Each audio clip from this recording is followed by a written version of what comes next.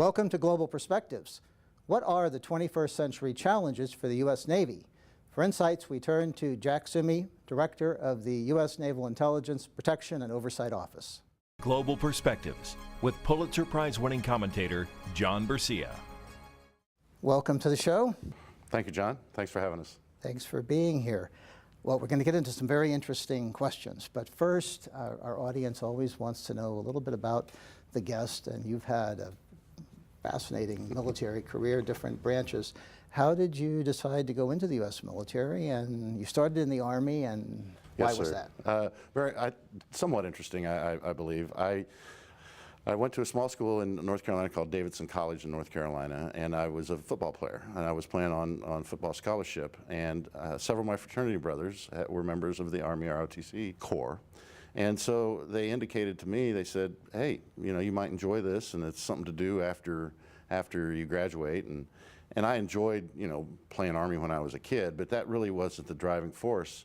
At some point in time, there was an affair in Cambodia, and it probably would have been 1975, and the Cambodians took over a naval ship that was near there, and there was rumor that the draft was going to start back up. And I came from a small county in Indiana, Kosciuszko County, and my draft number was 10. And so I allowed as how I'd rather be an officer in college than an enlisted person in the Army. So that got me in the door. And once I got in the door, I found out that Reserve Officer Training Corps was very beneficial for both the nation as well as the individual, and I pursued it. And then when I transferred to Purdue, I transferred up there as well in the ROTC department, and was commissioned as second lieutenant in 1978.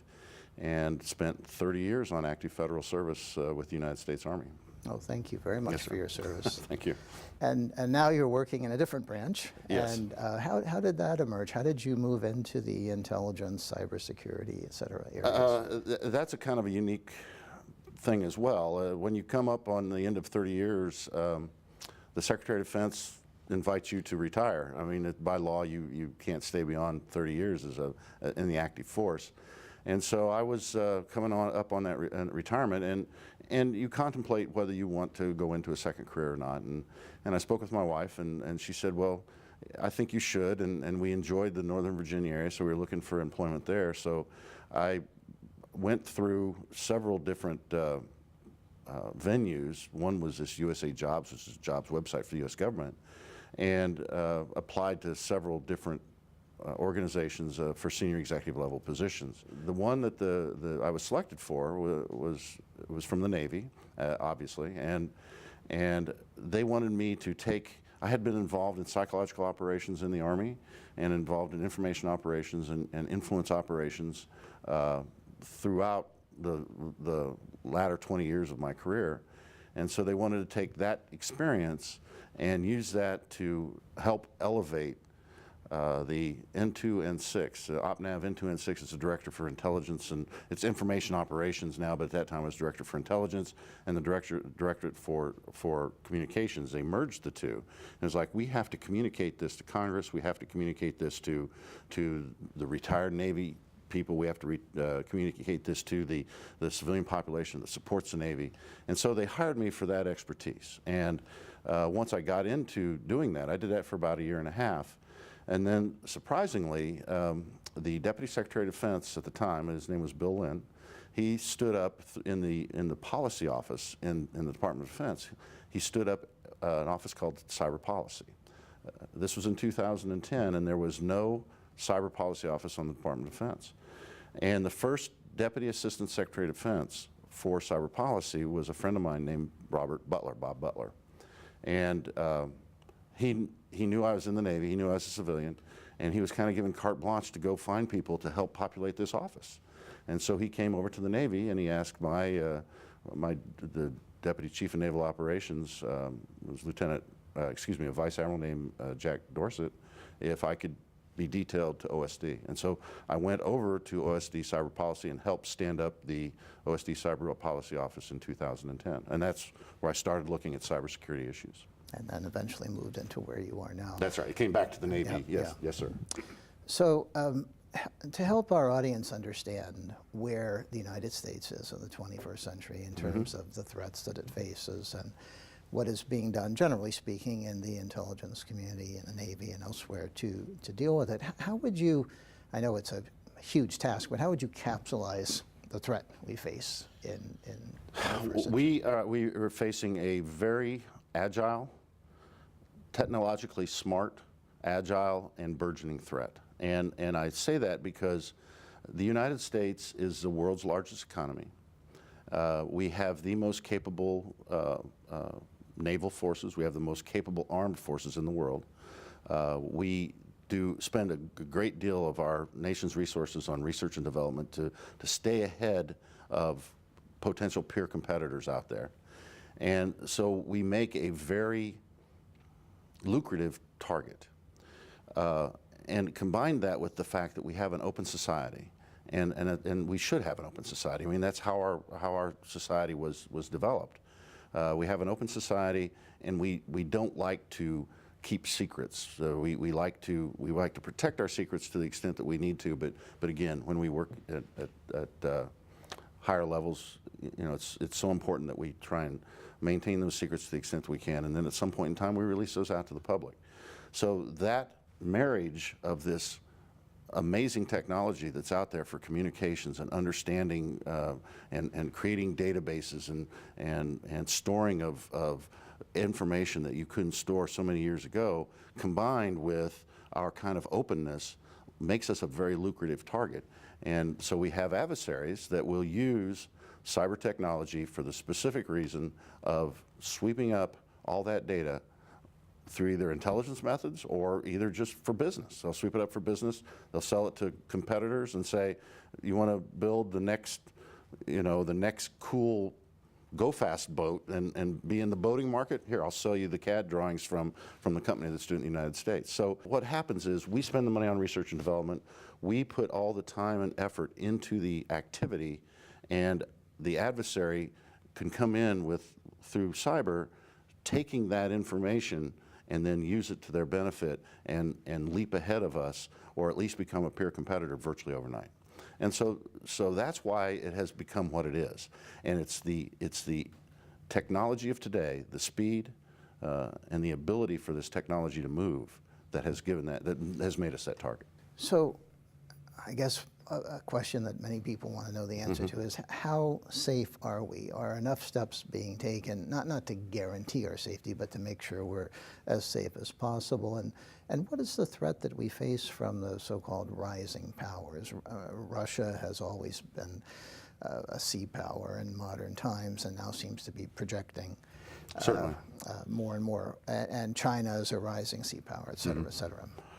I think that, to first answer your question, you mentioned where we're at in terms of security and safety. And I think that the Defense Department, and I can talk to that specifically, and I can talk to DHS to some degree, the Defense Department has taken great steps to ensure our security in the cyber world. We've created an entire combatant command, soon to be a combatant command, called Cyber Command, that has 4 components: an Army, Navy, Air Force, and Marine Corps component. The one I work with most closely, of course, is 10th Fleet, or Fleet Cyber Command. And they stand up, and their job is to fight and win our nation's wars relative to the Navy in the cyber arena. So they have an offensive capability, they'll have a defensive capability, and they're there to defend our networks and our systems. You know, a aircraft carrier, a destroyer, they're very big systems. And there's subsystems that are placed onto those systems. And all those systems have smart technology, like the phones we have today. And so we have to protect those. And that's what these organizations are designed to do. And we've actually stepped out very aggressively to take on and accept and be successful in that mission area. And I know that DHS, when I got to Office of Cyber Policy in 2010, DHS was being very aggressive in taking over the role of protecting our U.S. critical infrastructure from a cyber attack. We had the opportunity, we've been here for the last 2 days in the Orlando area, we had the opportunity to visit a utility. And they walked us through and they showed us how they protect your electric and water infrastructure through critical infrastructure protection.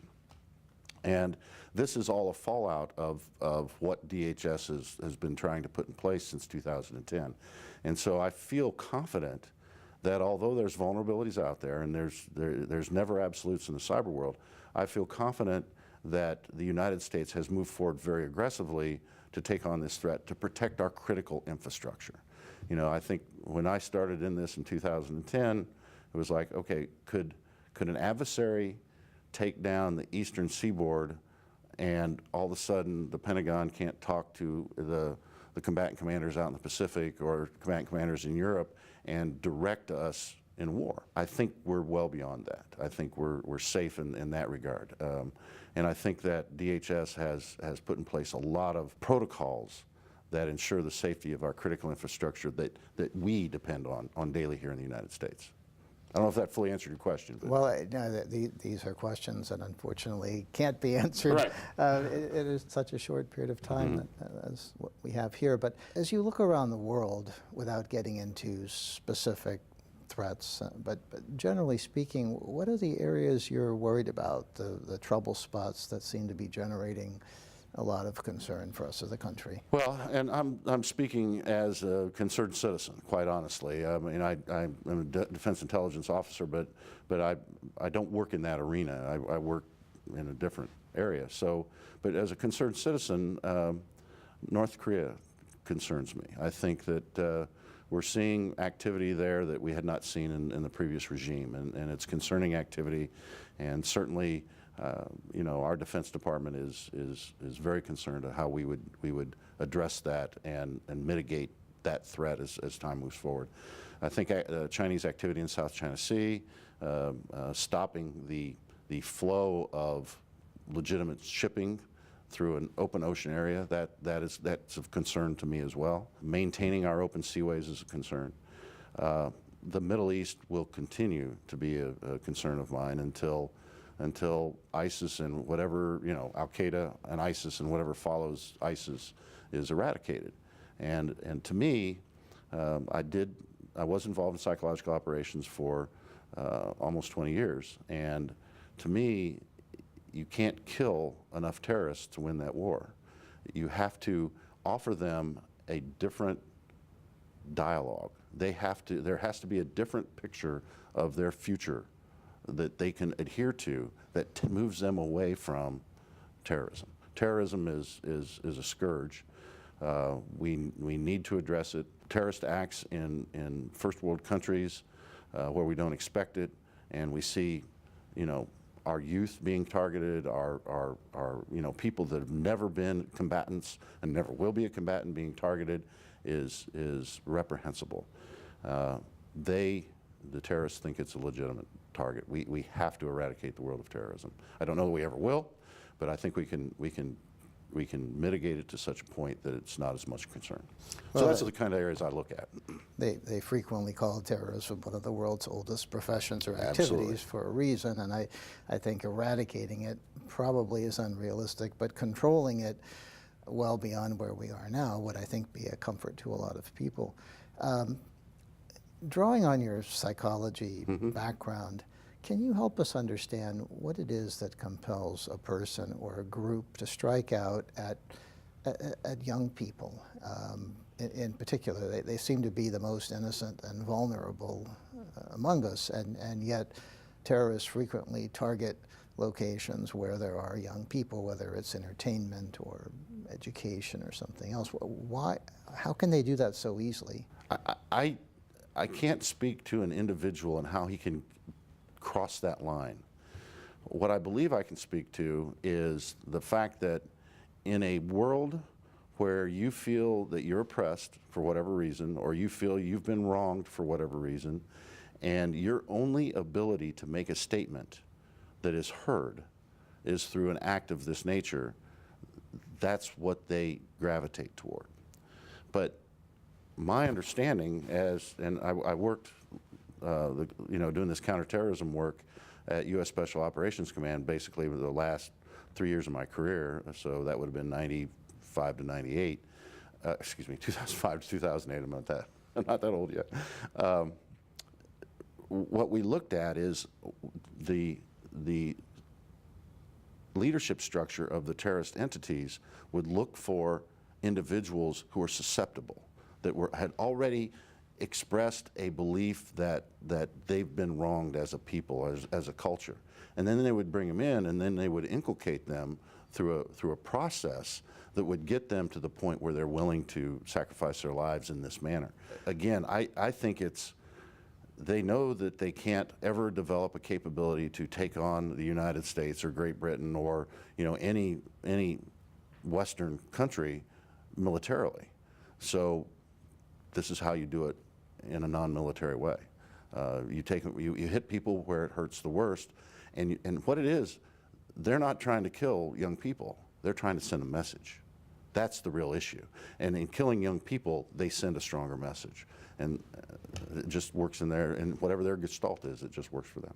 Terrorism has often been called the war of the flea because it had the ability to, cause discomfort, but never to seriously threaten the target. But as terrorists become more sophisticated in terms of technology, in terms of access to weapons, especially weapons of mass destruction, I'm not talking necessarily about nuclear, but any weapon of mass destruction, how does that change the balance? Is it still the war of the flea, or is it more dangerous than that? I believe it's more dangerous. It's becoming more dangerous. I think what I've seen is sophistication in the cyber world. The terrorists are becoming more and more sophisticated in the cyber world. Initially, I think that the United States used cyber capabilities to target terrorists, and they're starting to understand that, you have to be very, very careful. That working through a system that is not a protected system makes you vulnerable. If terrorist entities can secure, as you say, weapons of mass destruction, not necessarily nuclear weapons, but any kind of large mass destructive weapon, yes, it may still be the war of the fleas or whatever, but it's lots and lots of fleas at one point in time. They become more of a political issue. But I think that anytime the terrorists mount a successful attack, that strengthens the resolve of the Western nations to say this is wrong. And that's really what this boils down to. It's a fight of will. Are we going to succumb to allowing them to change the way we live, to change our lifestyle, to change our democracies, to dictate to us what our laws are? Or are we going to say no, and we'll stand and we'll have strength against aggression? And I believe that they understand strength. I don't believe that they are willing to negotiate. And I think we have to be strong, and the radical elements we have to eliminate, and the ones that are less radical, we try and get them to talk. How do terrorists, I guess in terms of their presentation in the news media, how do they respond? How are they affected by the way they're covered by the news media? Margaret Thatcher once famously talked about the news media providing oxygen for terrorist organizations. The news media today are very different, but still they seem to be willing to get as much out as possible.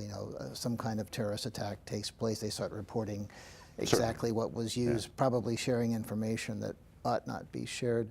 How does that complicate what you do? Well, I think terrorists use the media as a tool.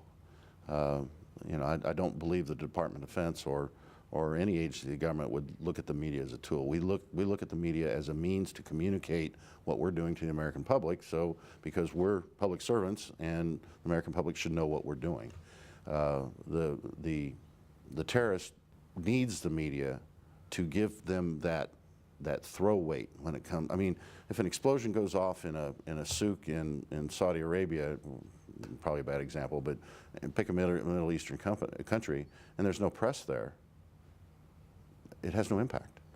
It has no impact on their target audience. Their target audience is us. It could be the leadership of the Arab world, but I think that it's more than that. So to get that political throw weight, you have to have that coverage by the press, and I think they're taking well advantage of a 24/7 news cycle, and they're taking well advantage of the fact that the press will be there if anything ever does happen. It's not to say we don't need a press. We do need, the American news person to be there and report those kinds of things, but it can help convince Americans that are not involved in this one way or the other on policy decisions, potentially, possibly. I think that's the way they look at it. Help us understand the threat that is posed by specific nations. I think you referenced North Korea. I think the average person understands that pretty well, but there are some countries that seem to go back and forth depending on what's happening internationally. At certain times, we seem to be at odds with the Russians. There's a terrorist attack, and suddenly we're friends temporarily. And the Chinese, too, like after 9/11. And then you quickly go back to your old ways. Are these really adversaries? Are they strategic competitors? What is the best way to characterize the countries that work with us on occasion? You mentioned China and Russia. We have significant business interests with both China and Russia. I don't see them as adversaries. You know, in the Defense Department, as you give briefings, you tend to learn the term potential adversaries, right? I don't envision that we would ever be at war with either China or Russia. I think it's more, as you characterize it, as strategic competition. And they have their vision of their future, and we have our vision of our future, and I think we move forward at some point fairly well, and there's just rub points. And it's those rub points we have to be very, very careful about. And that's why we have a diplomatic corps, and that's why we have a State Department, because they manage the rub points. I don't believe the Defense Department is the best organization to lead in a diplomatic effort, right? It's good to have a big stick, but they shouldn't be at the table. You know, you understand, I think, my point. So the Defense Department is there to defend our interests and our national security abroad. I think the State Department does a phenomenal job of kind of smoothing out those rub points. Yeah. So I think to answer the question, strategic competitor is the best way to characterize that. The kind of work you do would keep most people awake at night. Is there anything that really keeps you from sleeping peacefully? I do understand, and this is circa 2010 to 2013, and I'm going to talk about cybersecurity. Then I'll talk about insider threat. Cybersecurity does concern me because we are very vulnerable.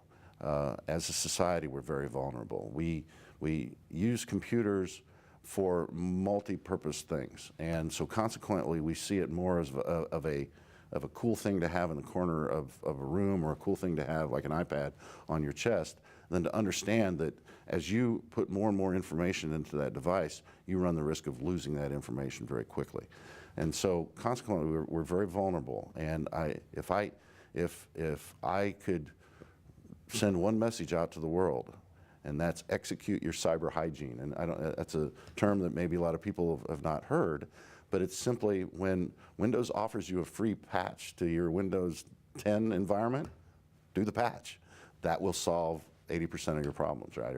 Or have a good virus scanner on your computer. That will solve 80% of the problems. So that kind of keeps me awake at night, in the sense that if we don't do a good job in terms of maintaining our cybersecurity, there are potential adversaries that, and this gets into data protection insider threat, there are potential adversaries that will come in and will take data, significant amounts of data, and it gives them, like I said, leap ahead technology.